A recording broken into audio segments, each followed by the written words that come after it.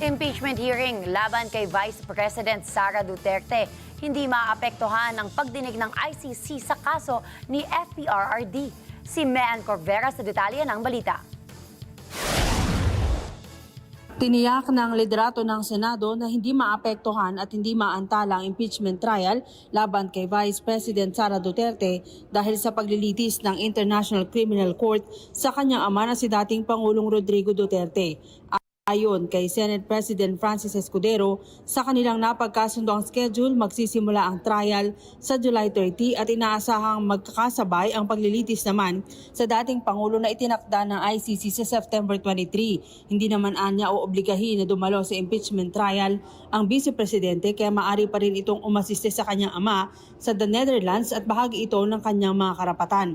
Wala rin naman anyang batas na nagbabawal sa Vice President na humarap sa ICC bilang abogado ng kanyang ama kung ito man ay kasama sa kanilang plano. Sabi ni Escudero, sa mga nangangalampag naman ng umpisahan na ng Senado ang impeachment trial kahit ang ICC anya itinakda sa September ang paglilitis para sa kanilang mahabang preparasyon sa magiging trial.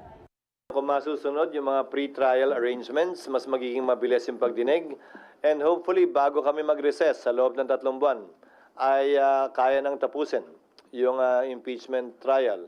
So, papalo sa petsa yun. Dahil usually nag-adjourn ng Senado bago mag-October 10.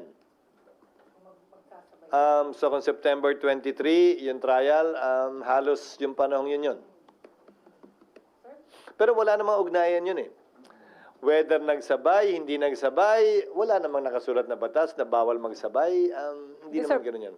Lalo na kung busy halimbawa si Vice President Duterte bilang isa sa mga abogado ng kanyang ama, hindi naman nga siya required mag-attend ng impeachment trial sa Senado, maliban na lang kung i-require siya ng impeachment court dahil kailangan siyang i-identify na sa tingin ko hindi naman siguro papasok sa isong ito dahil kilala naman siya ng lahat. Mean Corvera para sa Mata ng Agila, matatag, matapang, matapat.